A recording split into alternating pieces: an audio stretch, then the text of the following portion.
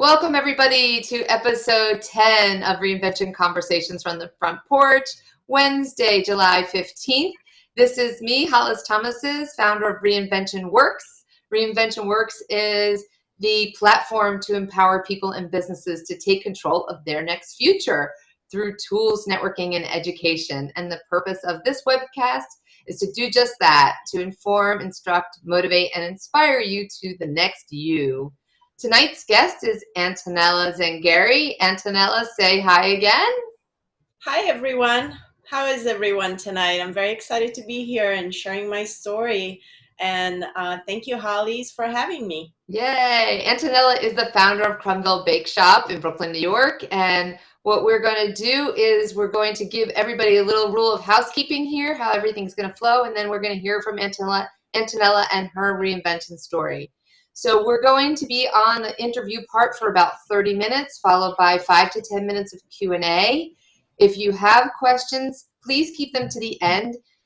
You can move your mouse around the outside perimeter of the screen you're viewing. You should see a button either in the upper right, upper left, or sometimes at the bottom that says Q&A. That's where you type your question in. And I will read them then to Antonella so we can get your questions on the air. One of the things I wanted to say before we got started is I want to give a shout out to very first episode #1 guest, Holly Lichtenfeld of Bright Girls Company.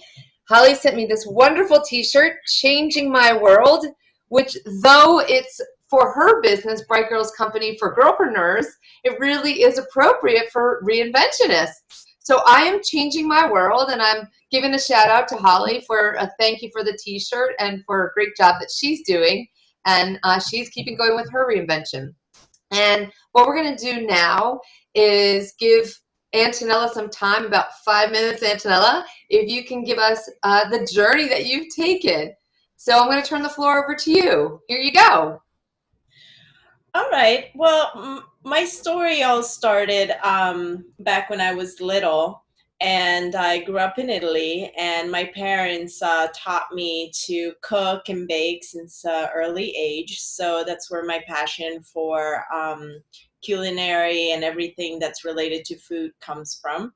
And I pursued a education in arts and photography, and I went to college actually in America. That's where I started my big journey in life when I moved to this country. And I was in love with what I did for the time being. I thought it was the greatest job in the world, and I enjoyed every minute. We traveled, we took fabulous pictures, we had the world at our fingertips, and we really enjoyed every day in creating things for our clients.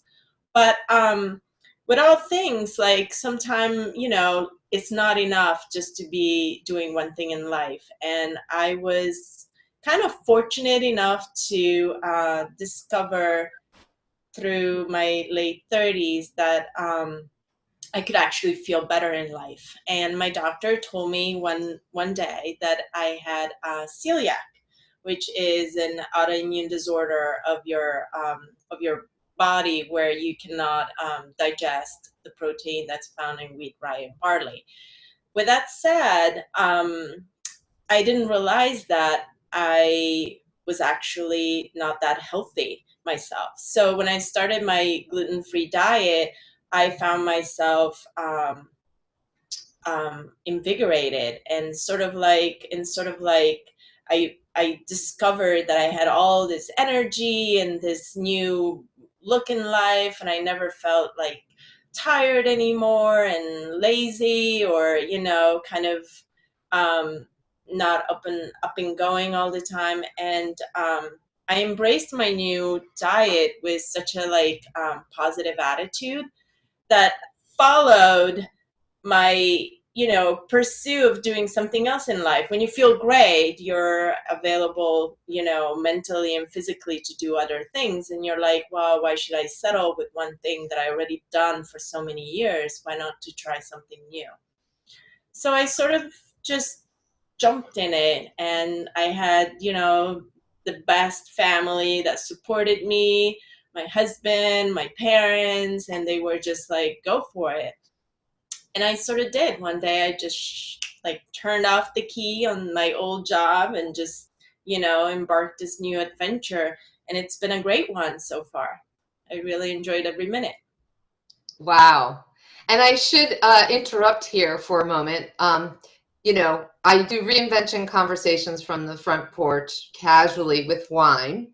So this evening I am drinking one of my favorites. It's a rosé, and this evening's rosé is Le Croix Belle Carniole from France. It's about $13, $14 a bottle. I love the peachy light, go with anything light summer wine. So it's a delicious buy. And Antonella, since you're drinking kombucha this evening, Kombucha. It looks like a rosé, but it's really yes. bubbly and vinegary. But will you tell us a little bit about your treats? Because one of the things I want to point out is that I have personally had the pleasure of eating them, and although they're special because they're gluten-free, if nobody told me that they were gluten-free, I would have no idea. They're absolutely delicious. So why don't you show everybody what you've Thank got you for for us? saying that. And I just happen to have one of our cookies. This is a chocolate almond amaretti, and it's a flourless cookie, and it's only made with almond flour, chocolate, eggs, and sugar and butter, all the good ingredients. And it is super fudgy and chocolatey, very different from your typical amaretti cookie that you would find at a supermarket. I just like to twist anything that I know I grew up with and make it a little bit of my own, and also like improve texture and taste more to the American table. I found that in Italy you grew up with a lot of like dry baked goods, and America loves moist and textures, and I've learned to just, improve things and make them more appealing, and I love it. So it's really nice to actually just do something a little different that I grew up with, but just kind of like cater to, what people are more used to having here. Yum. So Very yummy. that kind of brings me to you took this huge leap. You just said you turned the key and you quit your job and you went on this new adventure, which is a very interesting way of describing what one does. So for you, I mean, I take the word adventure to mean something of mystery and intrigue and danger, all those kinds of things. And it sort of sounds like that's what you did. Well, it is it's sort of like opening the doors to the unknown, because you're definitely leaving behind any sort of like security that you know or have, and just learn something new every day, and just kind of like be a problem solver, and take it day by day and just do what you can to make your vision or whatever you had in mind when you started this to actually exceed it. And did you know that when you left your job that you were going to open a bake shop? Was that a determined factor at the time? I knew that I wanted to do something in baking. I felt like right away with the new diet, I felt like a big void in how people like me. It just started from like a personal need, and like as I think like I would need it, I thought other people would also need it, and there is a very big lack of fresh baked goods for gluten free consumers. So in Italy, it's all about fresh, and not, people don't really go and buy baked goods in supermarkets, or in more even so in the frozen aisle. So I found myself when I was shopping at the beginning, kind of a little sad about it, because I was like, how come I cannot walk in a bakery and eat, a fresh cookie or a fresh piece of bread, or you know. A quiche or anything that I'm used to growing up with. It was the staple of like my diet. So I sort of I sort of started thinking like, well, that's sort of my vision. I didn't really know how to make it happen. So I didn't really have a business plan. I went to, some people that told me, you really need a business plan. You need to know what you're doing. You need to know your market. I didn't have any of that. I didn't have a product. I just embraced it to the point that I'm going to take it day by day, and I'm going to start small, see how it goes, test the market, and see what can I sell, because ultimately it's about what you can sell to the people and what people want to buy.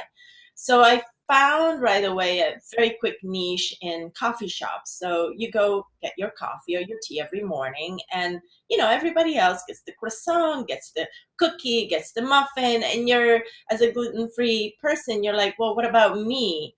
So right away I was like, well, those are good, pitches. So I started pitching coffee shops and see how it went. And it actually went really well from the beginning. And I just sort of like expanded from there, and little by little, I always tell this story. My first year, I went from like 12 cookies to 12,000 cookies. And that's, in 12 months. And it was the reality at the beginning. I was, I had one client. I was happy to sell 12 cookies a week. And then, it grows into what it is today. That's fantastic. So do you have figures on where you are today that you're willing to share? We have more than 12,000 growing. That's, We make a lot of cookies, and we expanded our product line to cookies, muffins, bread, cakes. We have a big variety that we offer. yeah, yeah, fantastic. And I also think that the fact that you grew up, you mentioned that you grew up being trained, sort of taught how to bake and cook from an early age. And did that have any factor in the confidence that you had getting going? I think it does, because it's something, whenever you're familiar with something, is so much easy to embrace it because you feel comfortable. So once you feel comfortable, and you know what's good and how to do the even if it's few things that and you can always improve them, but the base of like, I am familiar with the baking process. I'm familiar with how to use ingredients, how to choose good ingredients, and it just sort of, if it comes natural, you have a head start, and it's not so scary. Right, right. So I'm kind of thinking about the takeaway for the audience there is you drew on something that was comfortable to you in your childhood. Did you, if you're thinking about a piece of advice for folks who are thinking about reinventing, should they go back to their childhood and be thinking about things that they are comfortable with from there? I just feel like when you in your lifespan, when you're little, you're attracted by things that they have no reason why you're attracted by them. You're not driven by what people tell you or where life takes you. It's something that you're drawn by. So I do feel like it is like a good thing to look at, but it also doesn't mean like that's what you should do, because a lot of people develop, I might not be doing this in 15 years. I might come back to your show and be doing something totally different. You I hope just you do. you just don't know in life. So I think it's a good thing to look at what you ultimately were passionate about before we were all jaded in life, and but it's also good to just not be so threatened by new things and just embrace them. And we're all very smart people, and you just learn how to, nobody's going to tell you how to do it. There are no books you can read. I wish there were, but they really aren't. Nobody can really teach you how to do something. You just have to learn it on your own, and day by day, and follow your path. Yeah, I mean, that's interesting in terms of a day by day process. I mean, because day in, day out ain't always easy, right? There's good Oh days and bad no. days. It's definitely not easy. It's a lot of work. I've basically, I think the main thing is when if you want to call it, you want to reinvent yourself or start something new, is I found my my my stone, my staple, like that I would come home at night and I would have a family at home. I didn't have to like worry about like, okay, where am I gonna get money next month? I was just very fortunate that I could concentrate on like doing what I love to do, which is, it's an important fact. You can't really, it's really hard to start a business when you're on your own and you also have to provide, every month rent and pay bills. So there's definitely, the reality of it. So I would definitely advise people, if you're on your own and you're already struggling, it's going to be like twice as hard to do what you're trying to do, and sometimes might be too hard. Mm-hmm. But it's helpful if you have the support of your family. It really helps. Right. Both, I mean, at many levels, not just Yeah. financially, but emotionally Yeah, and emotionally too. It's like, you come home because you get so absorbed in what you do, and you come home and you're just like, sometimes you just get lost in the little details. And, so you have somebody to just like, oh, don't worry about it. It'll be all good tomorrow. And you're like, oh, okay, you're right. Forget about it. Tomorrow's going to be great. right. Sure. Yeah. Flip of a coin. Yeah, you flip a coin, but somebody has to tell you, flip the coin. Right. That's true. That's true. So how risk tolerant do you think that you are? I would say I like to calculate my risks. I like to risk and I like to try new things, but I also in my head have like plan B ready. Ah, It's all so about plan B. so that's interesting because I have no plan B, and I attribute it to somebody made me watch a video of Will Smith, and Will Smith has a whole philosophy about have no plan B, because if you have no fallback, you can't do anything but forge ahead. So, and that's not, I wasn't intentional on my part, but I came to realize I got no plan B. I think like well, it's good not to have plan B sometimes, but it's also good when you run a business to have plan B, because things out of your control that you delegate to other people, they might not be as driven as you. So in case they fail, you got plan B ready to. Yes, that's true. I would It's say not that. plan B for me, or like, okay, if I don't do well, I'm gonna do something else. I don't think I want to do anything else, so I am making what I'm doing the best out of it just because I love it and that's what I want to do. But it's more like, how do you run a business and sleep at night? Right. Plan B. Yeah. What have you had to compromise in order to achieve this reinvention vision of yours? A little bit of private life. It's a luxury to go walk around, and be mindless. It's definitely the biggest luxury. Having like a day off. I had a day off recently that was not on a weekend, because I kind of try to separate weekdays and weekends, and I do try to relax on weekends. I turn it off as much as I can. But the other day I had kind of like 5 hours of some free time. Suddenly it was like everything was done for the day. So I was like, wow, I don't even know what to do, because I'm not used to it. And I was like, well, it's summer. I can take it slow. And then I was just like, I didn't know what to do. I'm not used to it. So I just, went like, okay, what can I do in my free time that I've been putting it off? So I started working again. Classic entrepreneur.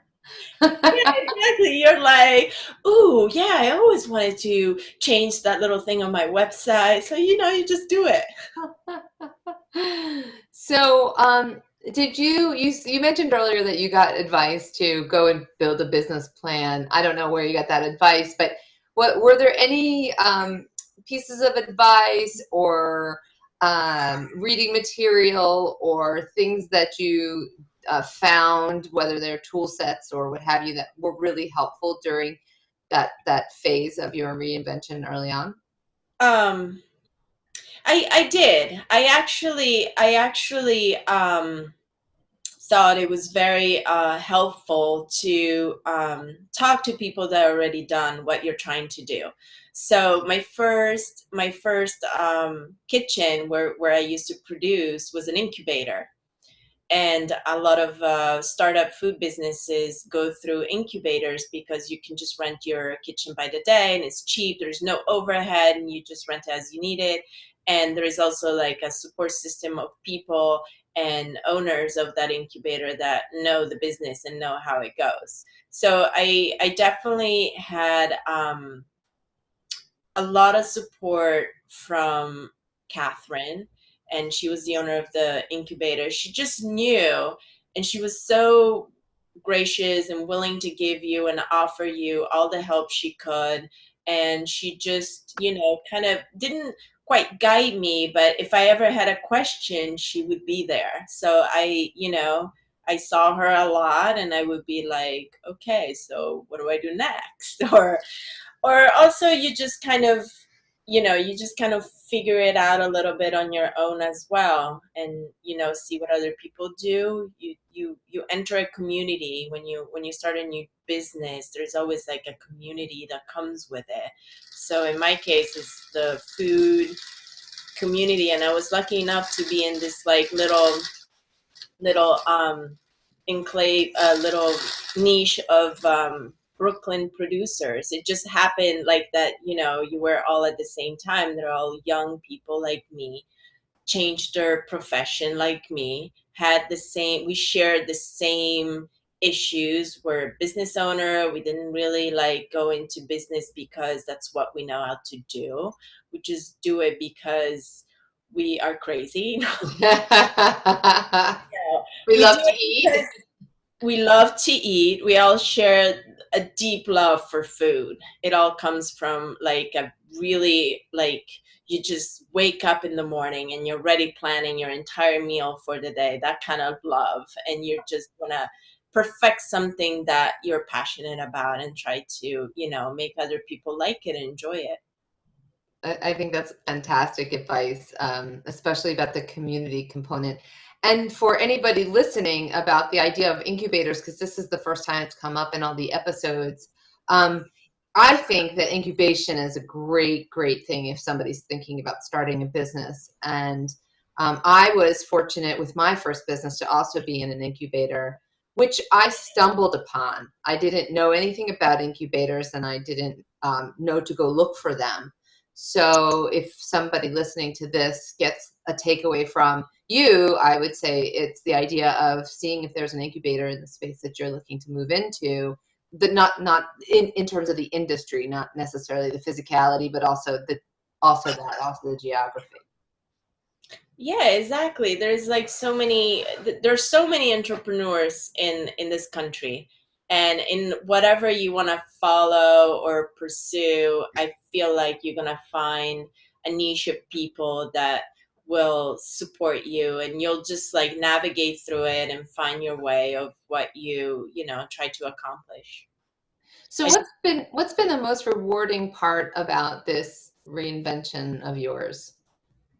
I think the most rewarding thing is building a brand. There's something really, really satisfying in creating from nothing a little, I call it like it's like a little world of what you do, and it's very rewarding. It's like, it's like they're kind of like your invention.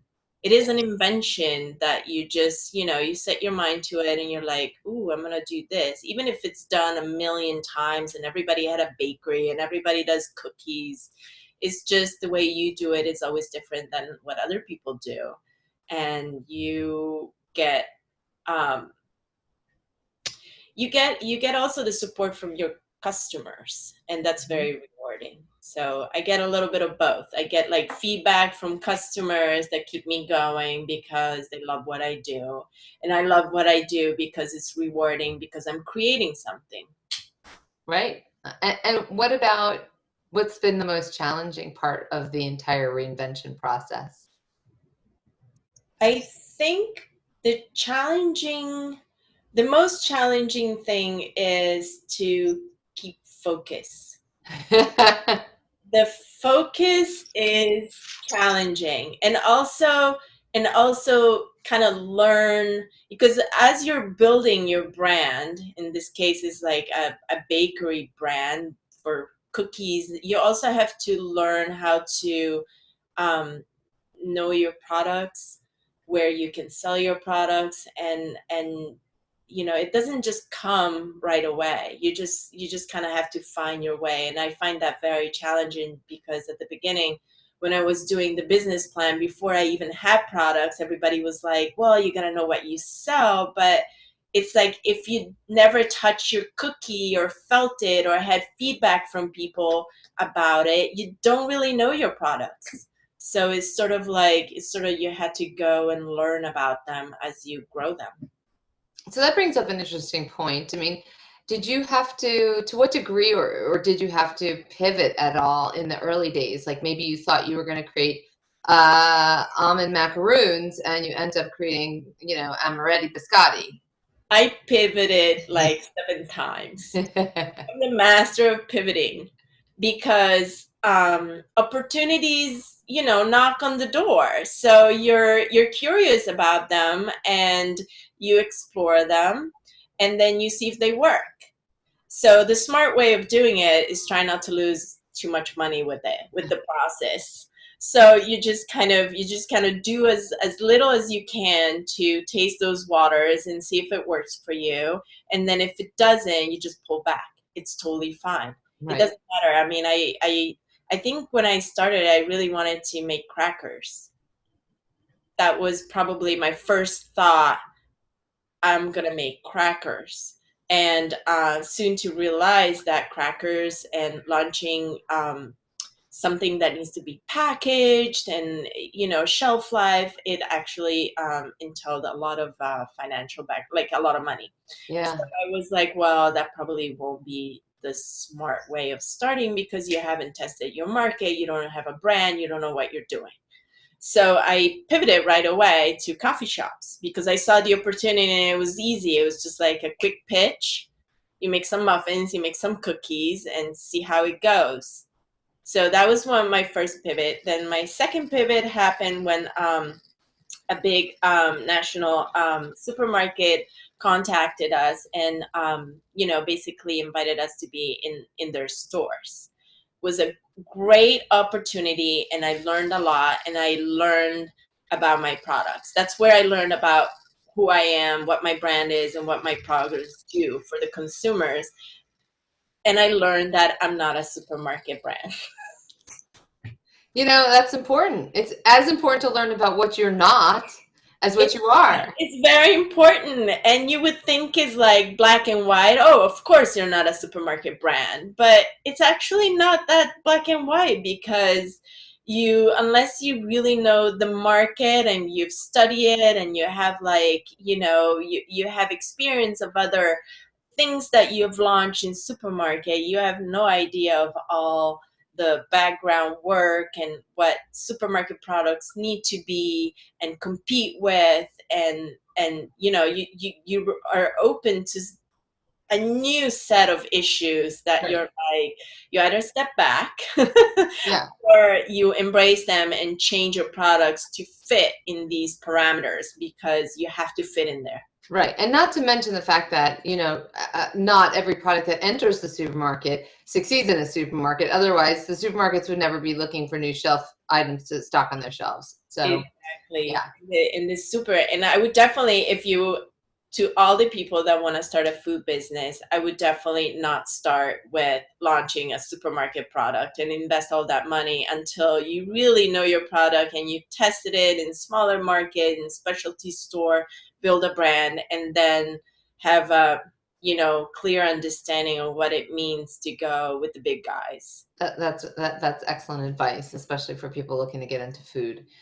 We are up on the 9 o'clock hour, so what I'm going to do, see, didn't that go fast? I told you. Oh, it went so fast. What I'm going to do is I want to ask you one quick last question before I open the floor up, and that is, if you were to give the audience maybe 3 things that they could put into play right now or start working on right now as action items for them to get on their road to reinvention. So thinking back to those days that you were contemplating leaving your profession, what would they be? Take the plunge. Just do it, Nike. Do it. Don't think it. Just do it. But you just have to be sure that you can commit to it. Commit, and then work really hard. It's gonna be your life for the first 2 years. It's gonna absorb you every minute that you have. It's true, and it's just the reality of it. Nothing else matters. So you're gonna be very selfish. You're gonna sort of like, forget about, just because time, you only have 24 hours a day. It's not because you're actually a selfish person. It's just the reality of it. There's so much work to that you have to do, and it's not like work that you can prepare in advance. It's stuff that just comes up every day. Every day is like a new task, and you solve a problem solving, and you're doing it all at once. And unless you're really, really well put financially, but also I don't think, like, even if you had a lot of money to start a business, it would still be hard. It'd still be you starting the business. Right, exactly. Exactly. And obviously that's advice from the perspective of being an entrepreneur and starting a business, as opposed to, say, reinventing yourself. Right. Yeah, the reality is you have to dedicate 24/7, and it's true. You're just going to wake up, think about it, and go to bed and think about it. Yeah. And then you just have to go for it, because who sits in the back seat will never do it. You can talk about it, but you just have to do it. Right. Because there'll never be a perfect time, a perfect moment, a perfect idea. I think that's the best pearl of wisdom that you just delivered, which is that reminder, don't sit around waiting for perfect, because it's just never perfect. It's never perfect. And I've learned to settle for a little less perfection, and it bought me a little time during the day, because I'm just not as I'm just kind of like, okay, this is good enough. Now I'm just like starting to, but good enough is still good, but you're just kind of, letting a little bit go and delegating, and you're just like, you start overseeing, and then you relax a little bit, and it's good. It's Good. better. Great. Well, I'm going to open the floor up to questions now. So as a reminder to the audience, use your mouse, move it to around the perimeter of the screen. You should see in the upper left or the upper right-hand corner a little Q&A icon. If you have any questions for Antonella, now's the time to drop them in there, and I can read them off to her. I encourage your questions. That's the fun part of the live session. And let's see if anybody's got anything for us. Anybody? I'm gonna have another piece of cookie while I wait. Oh, I'm so jealous. You should have sent me one. I know. Goodness Maybe technology. Look, I get 2 questions at one time. What do you use in place of flour? Oh, great question. We use alternative flour. So early enough, as soon as I went gluten-free, I discovered that there is not only wheat in the world, but there is about like 10, 15 grains that are amazing and all have amazing property, and they all taste really good that you can use. So by experimenting a lot, and at the beginning they would be like, rocks that you make. It's true. I sort of like developed, narrowed down to the most popular one that you could also find in the market, and a little bit more, less expensive, because as you produce a lot, like, money is always an issue in ingredients. And also the one, and I stuck with the one that I really liked. So my favorites are millet flour, sorghum, and brown rice. And then I implement with starches that make the texture just softer and fluffier. And we use tapioca starch and potato starch. And we also use sweet rice flour that has a little sticky and chewy texture. Yum. Well, now we know her secrets, everybody. But let me tell you, you can't replicate what she's done. And you don't. And almond flour. Almond flour is a really good source. And we have another question. Did you think of doing anything besides opening a bakery? Um, when I after my reinvention or That wasn't specified, but I would be curious, like before you started your bakery, did you have a laundry list of or a short list of things that you wanted to do?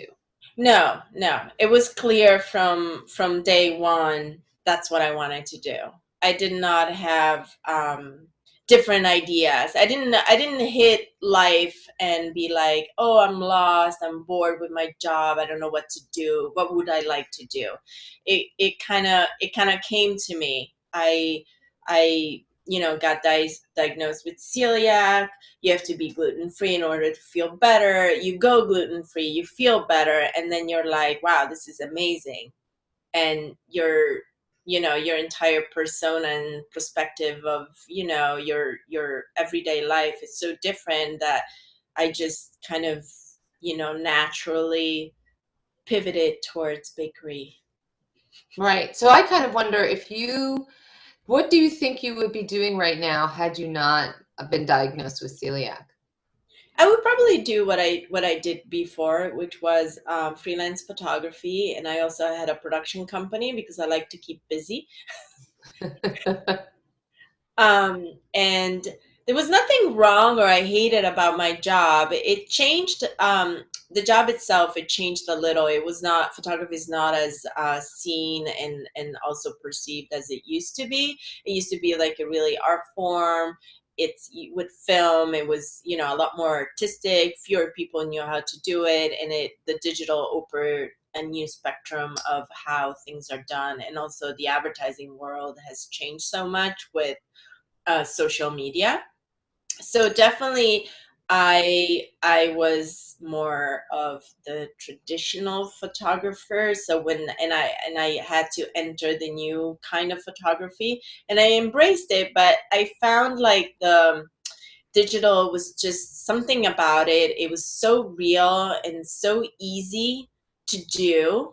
To take a picture, it was so easy that all the craft behind it was sort of lost. So I at my latest years, I didn't enjoy it as much. Yeah. And interestingly, I think it's episode 7. Richard Duval is another person that I interviewed, and he is also a photographer who almost closed shop during the dawn of digital photography because it took away all his earnings. So you were not You alone. had to you had to change. I mean, I changed to digital.